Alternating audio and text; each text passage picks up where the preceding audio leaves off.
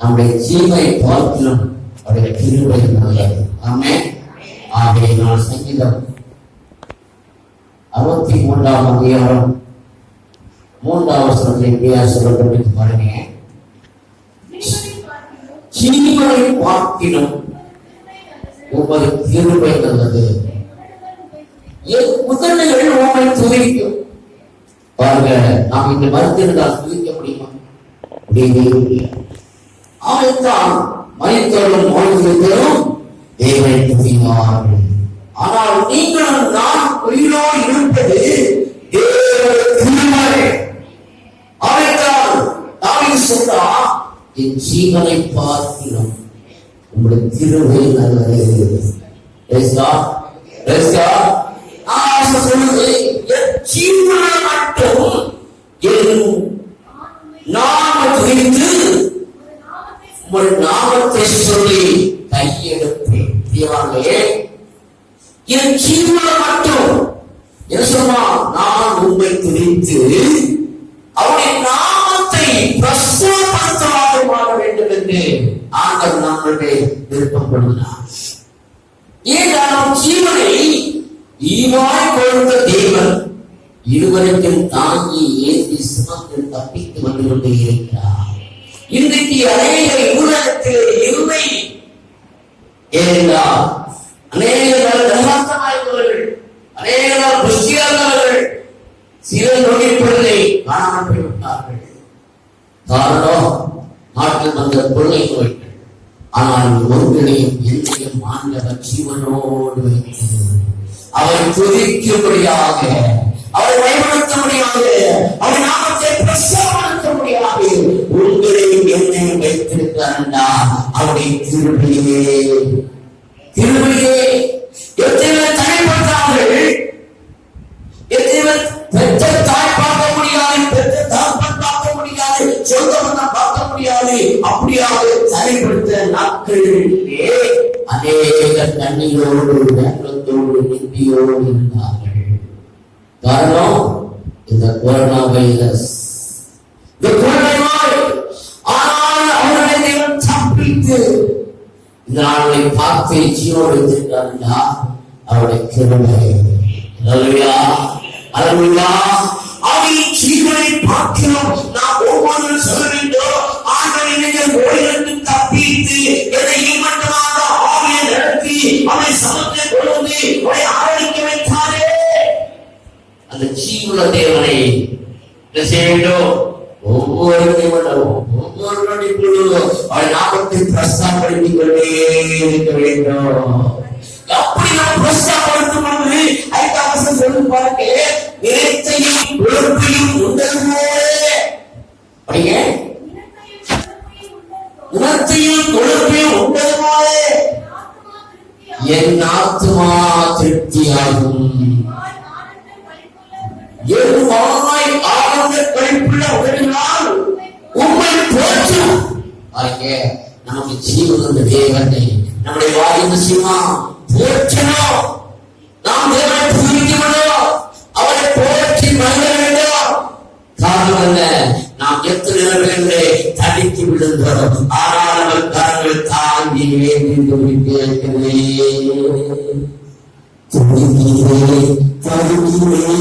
அப்பா உம்மையா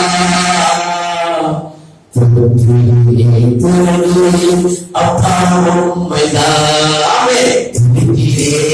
உம்மையா அப்பா உம்மையா அப்பா உம்மையா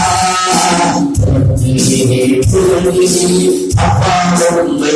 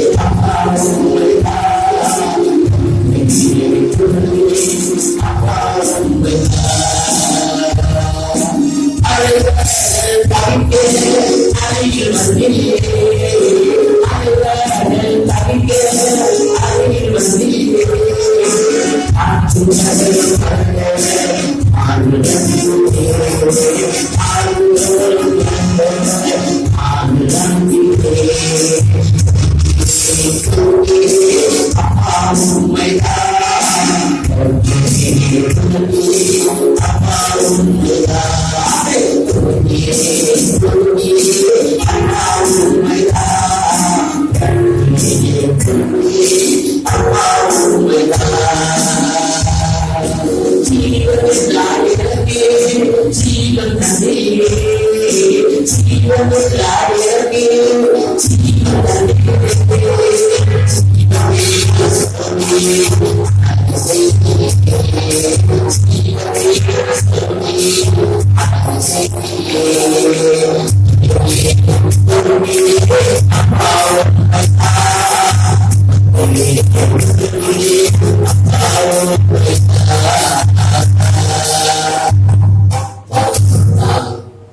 எத்தனையோ நெருக்கங்கள் மத்தியிலே, எத்தனையோ எந்தைய மத்தியிலே ஓடிக்கொண்டே இருக்கிறார். சவுலை கருதி கொண்டே இருக்கிறார். ஆனாலும் அவன் மாமனார் தான், அவன் சொந்தம் தான், சொந்த மனைவி தாய்ப்பான் தான். என்ன செய்தான்? கொலைகளை பிடித்தவனா என்னை கொலை செய்து. ஆனால் தாவின் கையிலே அந்த மனுஷனை சந்திக்கும் பொழுது அவன் சொல்றான், அபிஷேகம் மற்ற மனுஷனை கையை போடாது. நமக்கு என்ன வருமா?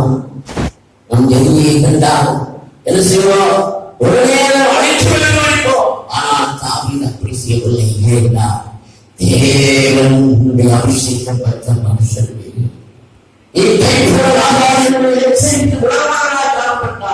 இன்றைக்கு நீங்கள் நாம் பாவியை அன்பும் இழந்த பிள்ளைகள்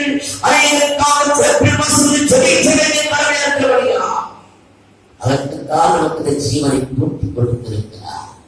நாம் ஒரு முட்ட மாற்று மாத்திரை சபைக்கு திரும்ப வேண்டியது நம்மை கடமையாக இருக்கிறது. அங்கே அவர்கள் சொல்றோம். அதே சங்கீதம் 6 படிங்க.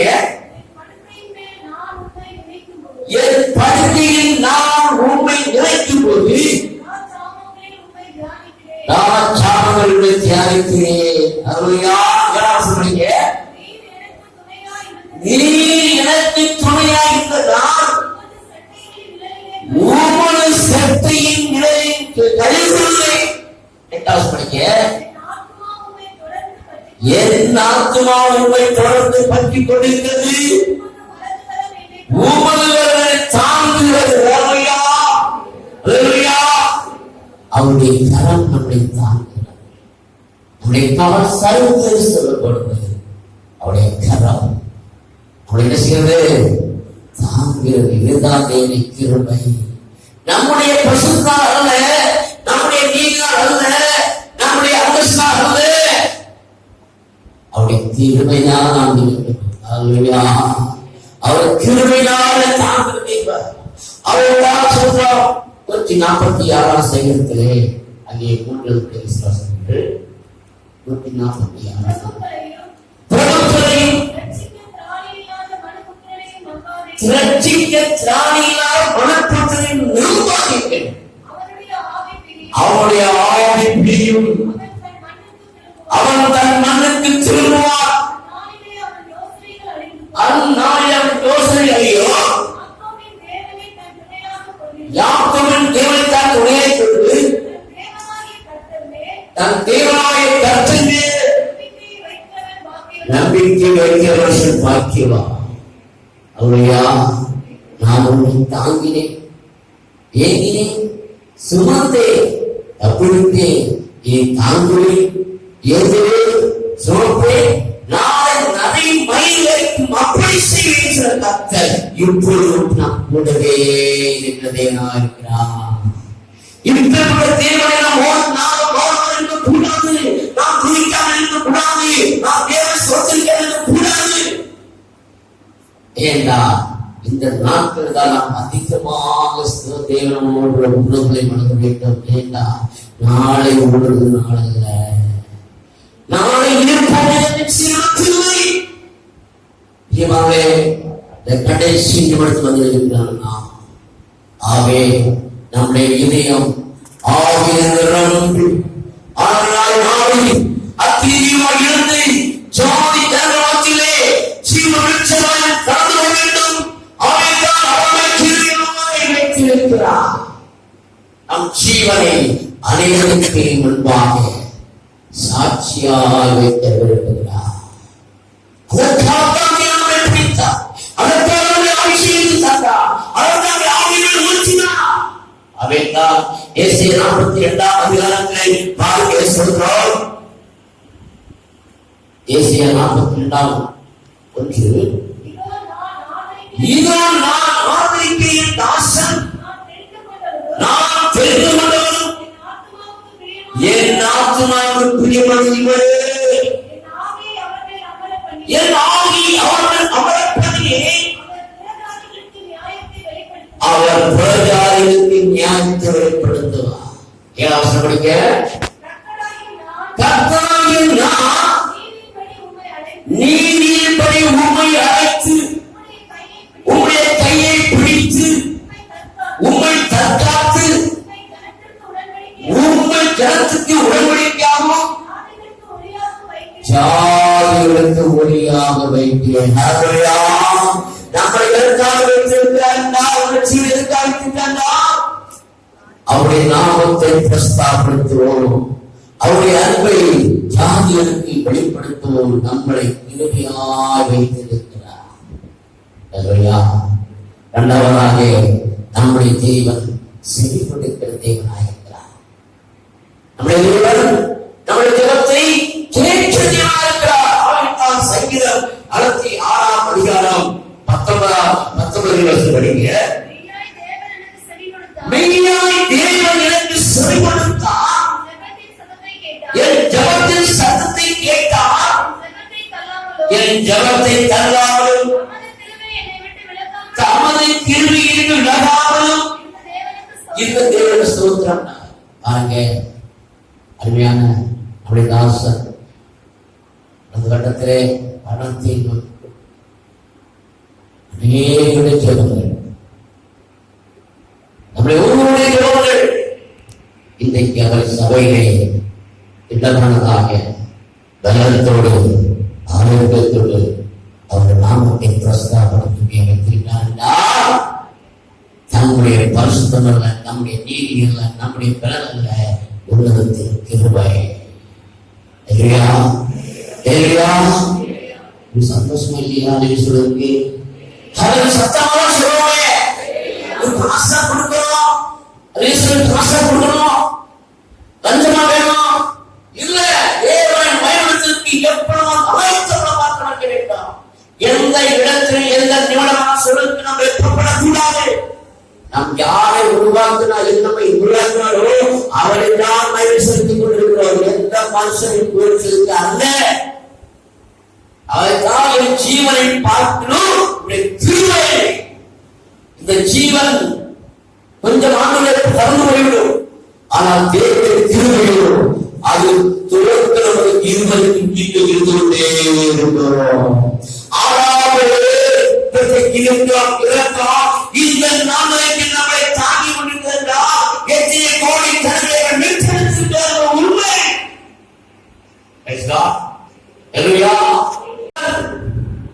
அவன் உங்கள் துவத்தை கேட்பாரா இல்லையா? ஆவி பெற்ற பிள்ளைகளே, நீ ஆவின் அபிஷேகம் நிரம்பி ஆவியின் நிரம்ப உங்கள் உள்ளம் குளித்துக் கொண்டே இருக்கிறோம், தேவனை போற்றிக் கொண்டே இருக்கிறோம். அவருடைய கிருபை மாறாதது. மனித அன்பு மாறும், சொந்த தந்தையுடைய அன்பு மாறும், அன்பு தனிமொழி பாருங்க. நாட்களிலே வெளிநாட்டிலே யாராவது வந்தா ரொம்ப வரவேற்பாங்க, சொந்த பந்தங்கள் ஆவலாக போனாங்க. இந்த நாட்களிலே அந்த நாட்களிலே ஒரு நபர் கொரோனாவிலே சிந்திக்கு வந்தார். அவர் இங்கே வரும்போது கொரோனா பற்றி விட்டது. அந்த அம்மா இங்க வராத அங்கேயே எல்லா பொருளும் எல்லாம் சேர்த்து கொண்டு வந்திருக்காரு. வீட்டமா வீட்டுக்குள்ள ஏத்தவே இல்லைங்க, சொந்த மனைவி ஏத்தலைங்க, சொந்த மனைவி ஏத்தலைங்க. பெட்டி படுகை அப்படியே ஏன் பயம், கனவுகள் அங்கில்ல காரணம் நமக்கு கோபம் தாக்கி நாம் சத்துருவோம். பயம் தேவனே நன்றுங்க, தேவனே அருள அன்பு நம்ம தேவனையா தேவனாகவே இருக்கிறார். இன்னைக்கு சொந்த மகள்கள் மறித்தா சரிப்படுத்தினா பார்க்க முடியாது, கோபமே அடைய முடியும். அந்த சூழல் இருக்கிறோம். நான் எப்படி என்னை அறிவிச்சிருந்தேன். கர்த்தரை கிருபையா இதுவரைக்கும் என்னை தாங்கி ஏங்கி சுமந்து தப்பித்துக் கொண்டே வருகிறார். இதுவரைக்கும் இதுவரைக்கும் அநேகருக்காக சுமிக்கிற பலத்தை தந்தார். அநேக விடுதலையாளர்கள்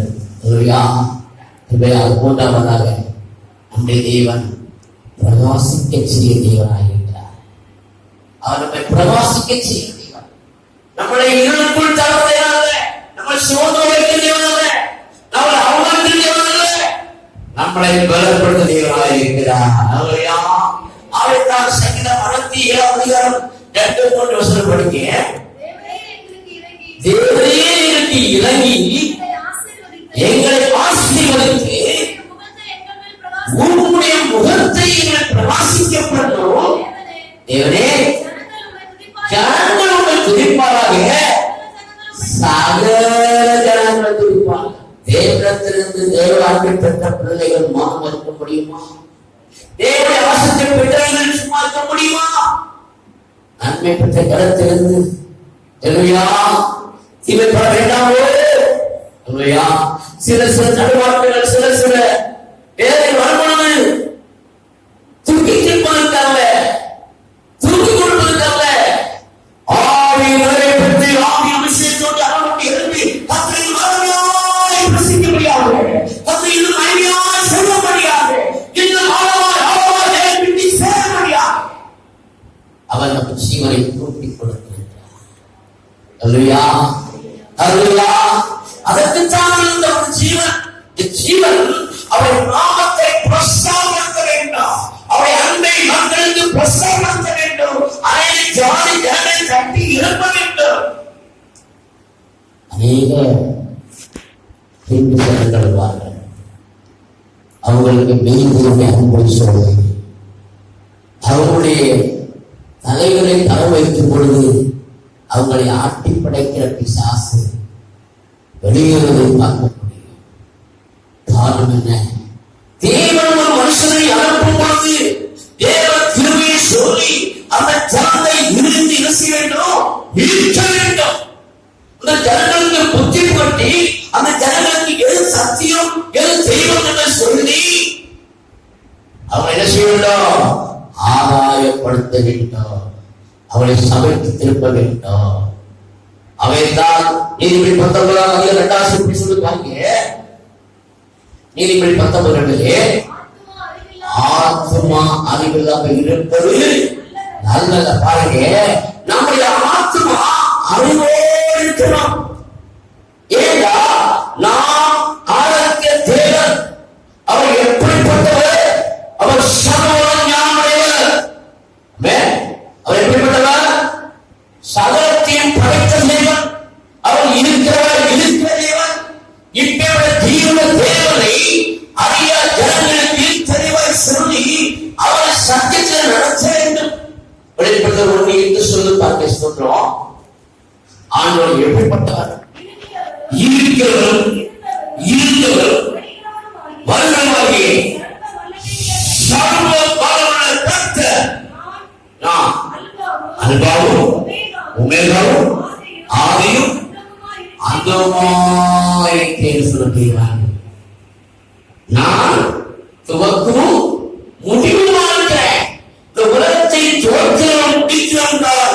அவர்தான் மெய்யான தேவன். அவருக்குள்ள தான் அகில உலகமும் இருக்கிறது. இல்லையா? இங்க பிரதேசத்துக்கு இந்தியா அதிகாரம், அமெரிக்கா தான் அதிகாரம்.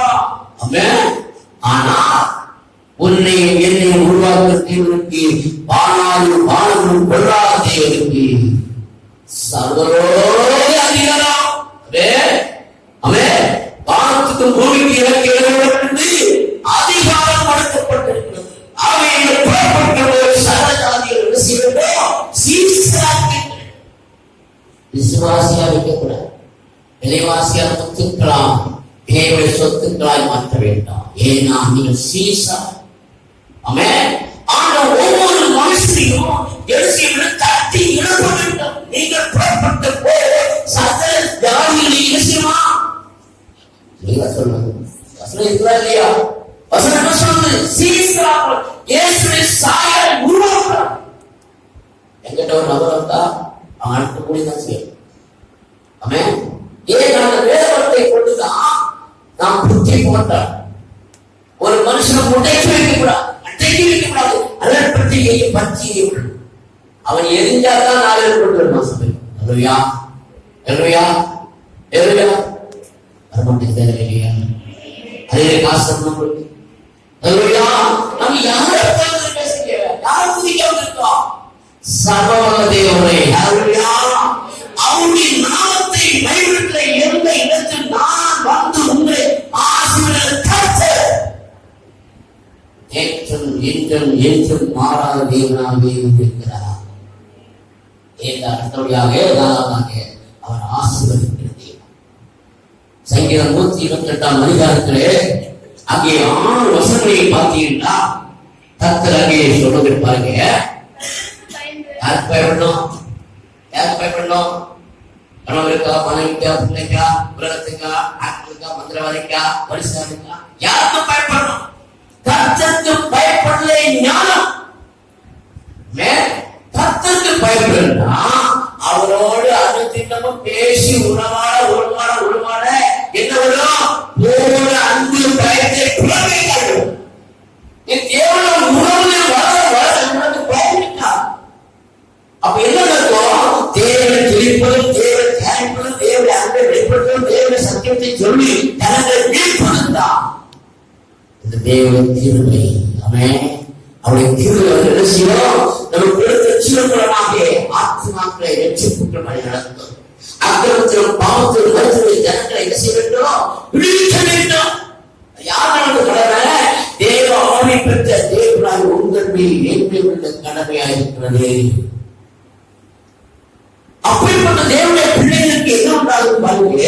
அவன் சொல்றான் பாருங்க, கர்த்தருக்கு பயந்து அவர் வழியில் நடக்கிறான் எவனோ யார் பாக்கியவான்? சங்கீதம் 119 அதிகாரம் 1 படிங்க. கர்த்தருடைய வேதத்தின்படி நடக்கிற உத்தமனாக பாருங்க. யாரே? கர்த்தருடைய இந்த வேதத்தின்படிதான் நாம் பிரசங்கம் பண்ணணும், இந்த வேதத்தின்படிதான் செயல்படணும், இந்த வேதத்தின்படிதான் நடக்க வேண்டும், இந்த வேதத்தின்படிதான் நாம் சொல்ல வேண்டும். நம்முடைய இஷ்டப்படி எந்த ஒரு வார்த்தையை சொல்லக்கூடாது. நம்முடைய சீமான ஆசை சுமையின்படி என்ன செய்யக்கூடாது? ஒன்று கூட பேசக்கூடாது. பேசா ஏன் நான் வசனம் தான் என்ன செய்யும்? கிரிய கற்பிக்கும். அவைதான் நம்ம கேட்டாங்க, இந்த வசனம் ஆதியா முதல் வெளிப்படுத்தும் வசனத்தில் பாட்டாங்க. இந்த பாடல்களும் தேசமுக்கும் உலகமுக்கும் சென்று சத்தியத்தை சத்தியமாக சாட்சி வசனம், சத்தியத்தை சத்தியமாய் வசிக்கணும். இந்த வேதத்தில் பதிவாக அவைத்தான் சுற்றி 19 சங்கீதத்துல அங்கே 1 படித்த பாருங்க. நம்முடைய மனுஷனுக்கு நலனாய் வழிகள் உண்டு, அதன் முடிவோ மரணம். மனுஷனுக்கு நல்லவனை தோன்றும், நல்லா இருக்கும், ஆனா முடிவு பரிதாபம். மாவு சொல்லை மரணம், அவருடைய சிந்தையோ ஜீவன் சாகும். அவைத்தான் ஆண்கள் கர்த்தருடைய வேதத்தின்படி உத்தமமான பாக்கியவான்கள். அவர்கள் இங்கே ஆசிரியர் கர்த்தருக்கு பயந்து அவனை வழியில் நடக்கிறான் அவன் பாக்கியவான். அப்ப என்ன செய்வான்? அவன் என்ன உண்டாகுமா? உன் கைகளின் பிரயாசத்தை நீ சாப்பிட. ஆமென். வருஷமா மந்திரவாதியோ டாக்டரோ இருக்கக்கூடாது. நம்முடைய பணம் விரயமாக ஏன் விரயமாக ஏன் போறோம்னா நான் அந்த வேதத்தின் அடிச்சுவலை நடக்காதான் அவை தேடி போறா மறுப்பு கொடுக்கிறான். வேதம் சொல்லு, உன் கையில் பிரயாசத்தை நீ சாப்பிடுவான். உன் கையில் பிரயாசத்தை நம்ம சாப்பிடாச்சு, நம்ம சாப்பிடும். அந்நியம் வந்து என்ன செய்யறாரு? தேடி போட்டா. அப்ப நமக்குள்ள பசுத்தாவியானவன் ஆலோசிவான்டா நம்ம சம்பாத்தியம் ஒரு சொல்ல. அதுதான் சொல்லுது, உன் கையில் பிரயாசத்தை நீ சாப்பிடுவா. அவன் வேதத்தின்படி நடக்கிற உத்தம பாக்கியம் என்பது உண்மைதானே? நம்முடைய சாதனையாளர்கள் ஆஸ்பத்திரி போனதா பண்ண அவர் எனக்கு அதிகமா சொல்றார். சங்கீதம் 34:19 படிங்க. சங்கீதம் 34:19 நீதிமானுக்கு வரும் துன்பங்கள் அநேகமா இருக்கும். பாருங்க என்ன சொல்றாரு? கர்த்தர் அவன் எல்லாத்திலிருந்து அவனை விடுவித்து விடுவிப்பான். அப்ப நீதிமானுக்கு உபத்திரங்கள் உண்டு. நீதிமான்கள் உபத்திரங்கள் அநேகமாக எல்லாம் பிரசுத்தம் உபத்திரமும் உண்டு. உபத்திரத்தின் வழியாக நாம் பரவாம போக முடியும். நாம் பரிசுத்தம் சார கொடுத்து வளர்க்கப்படவில்லை. ஏன்னா ஒரு கரும்பு சாரம் பிடிக்கணும்னா அந்த கரும்பு என்ன செய்யப்படும்? இரும்பு விஷயத்தில் நசு நசு நசு நசி அந்த சார விஷயம் வெளியே வரும்.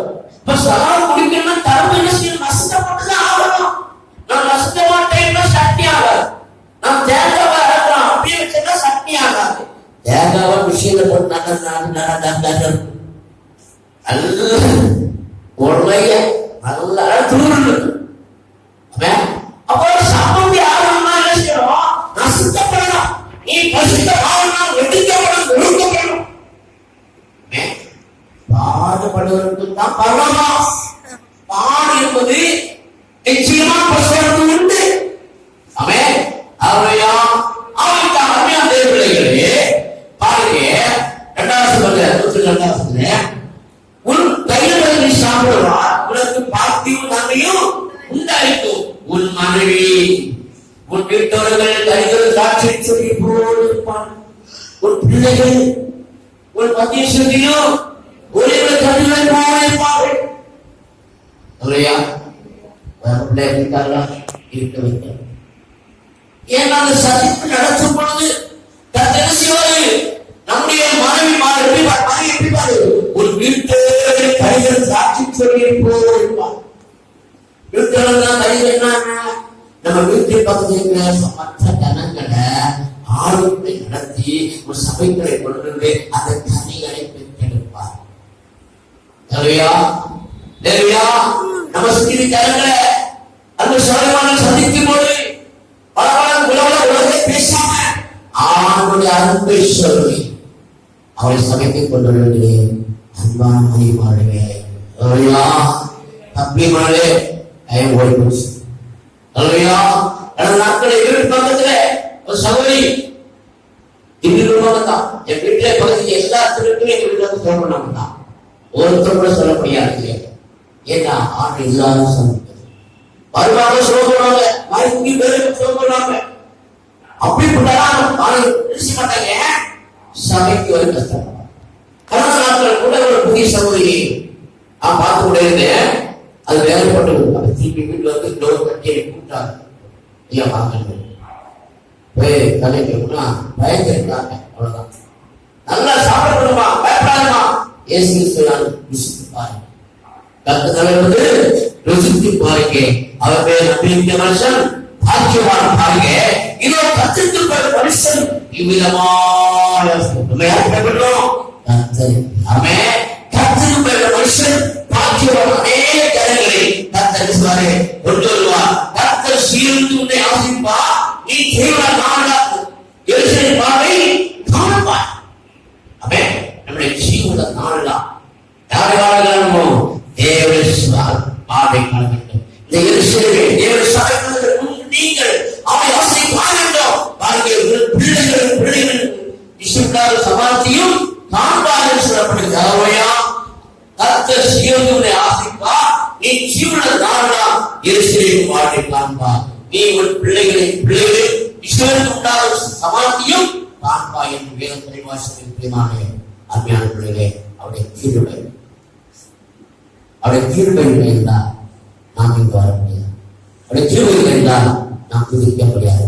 அவருடைய கிருபை இருந்தால் நாம் அவரை பேச முடியாது. உலகம் கைவிட சொந்த பண்ண கைவிடும்.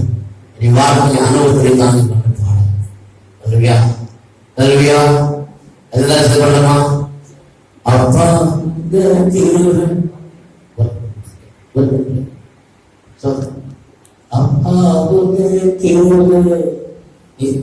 என்னை தாங்க துடித்திடுவேனே உன்னை உயர்த்திடுவேனே அப்பா என்னை தாங்க துடித்திடுவேனே உன்னை